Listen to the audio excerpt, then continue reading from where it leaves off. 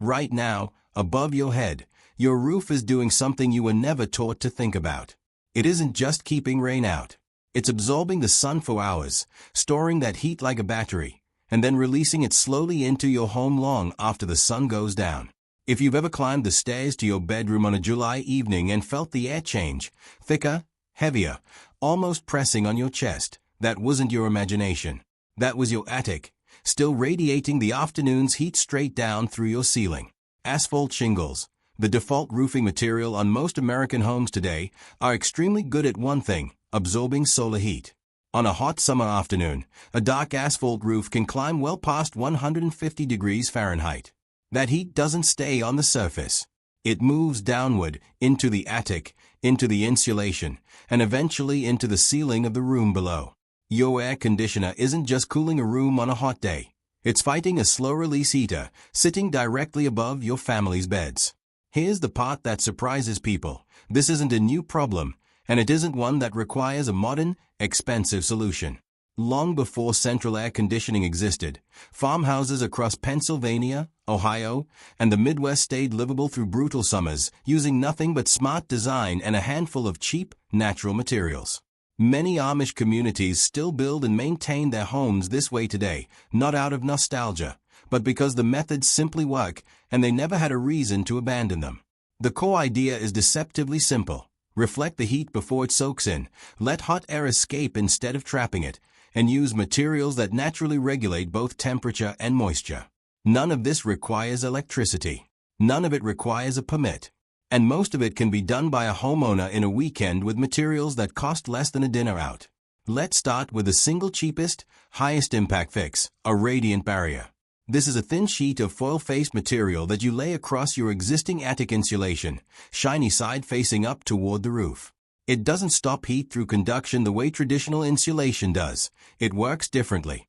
Radiant heat, the kind pouring off the underside of a superheated roof deck, hits that reflective foil and bounces back upward instead of being absorbed and pushed down into your ceiling. Building scientists have studied radiant barriers for decades, and the finding is consistent. In hot, sunny climates, a properly installed radiant barrier can meaningfully lower attic temperatures and reduce the cooling load on the rooms below. It's not a myth or a forgotten secret.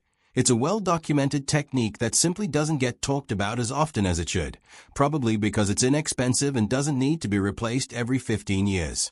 Installing one is almost embarrassingly simple.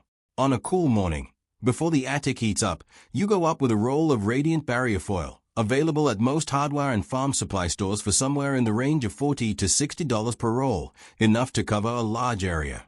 You lay it directly over your existing insulation, shiny side up, leaving gaps near the vents so air can still move freely. You don't need to staple it, glue it, or seal it to anything. Gravity and a little care and placement are enough. That's the entire project. No contractor, no structural changes, no altering your roofline. Just an added layer that changes how heat behaves in your attic. The second piece of the puzzle is ventilation, and this is where a lot of homes built between the 1960s and 1990s fall short. The Amish breathing roof design relies on a continuous vent at the ridge of the roof and matching vents along the eaves.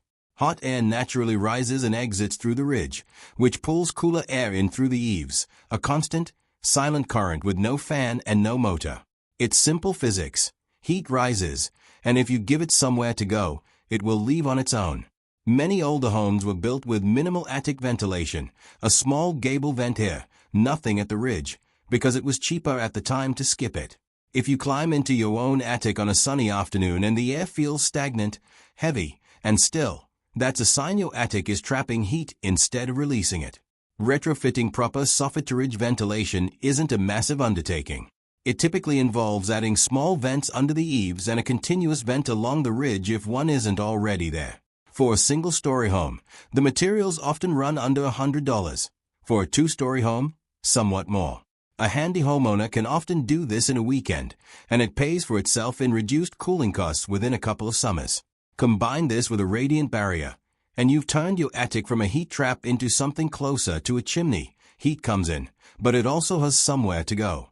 Now for the part that tends to surprise people the most, The materials the Amish and earlier generations of farmers actually used inside the attic floor itself, long before fiberglass batting became the industry standard in the mid-20th century. Raw sheep's wool, packed loosely between ceiling joists, was a common insulating material in rural communities for generations. It's naturally insulating, it's renewable, and unlike synthetic materials, it can absorb and slowly release moisture without losing its insulating properties. On top of that, a thin layer of crushed shell or agricultural lime was sometimes added. Calcium carbonate, the main component of shell and lime, helps regulate humidity by absorbing excess moisture and releasing it gradually, which keeps the space underneath drier and less hospitable to mold, rut, and pests. This isn't some hidden, suppressed secret. It's simply an older, low-tech approach that fell out of common use once mass-produced fiberglass insulation became cheap, standardized, and easy to sell at scale starting in the 1940s and 50s. Fiberglass does one job well: it slows conductive heat transfer. But it doesn't manage moisture, and it doesn't deter pests the way lime does. Wool and lime, used together, handle multiple problems at once: insulation, humidity control, and pest resistance, all from materials a farmer in 1900 would have recognized instantly. If you want to recreate a simplified version of this system today, the approach is straightforward. Raw sheep's wool can often be sourced directly from local farms or wool producers for a modest price per pound. Agricultural lime is available at most farm supply or feed stores for just a few dollars a bag. For a single-room ceiling, you're typically looking at well under $30 in materials. You lay the wool between the joists on top of your existing insulation, sprinkle a thin layer of lime over it, and finish with your radiant barrier foil on top, shiny side up.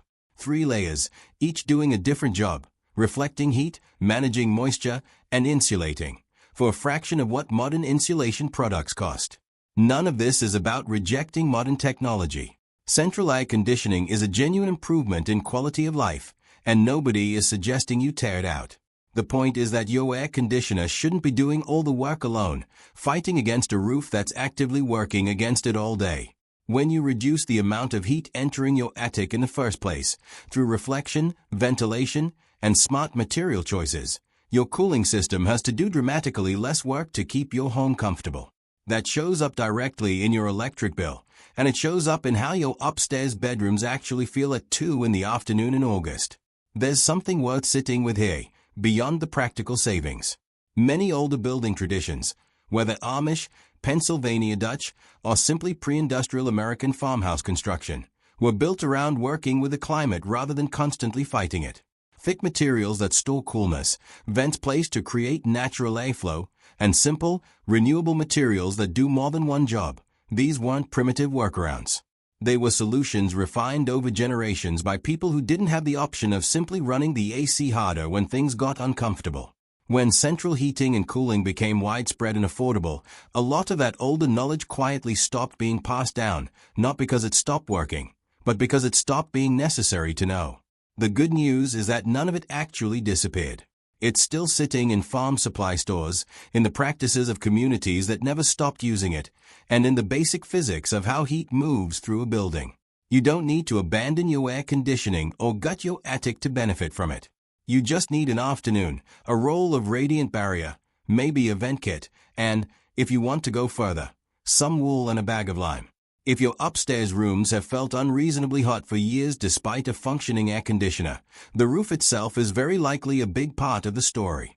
Before you spend more money running your AC harder, it might be worth spending an afternoon in your attic instead, with a flashlight, a cheap thermometer, and a little bit of borrowed wisdom from people who solved this problem long before anyone had a compressor to lean on.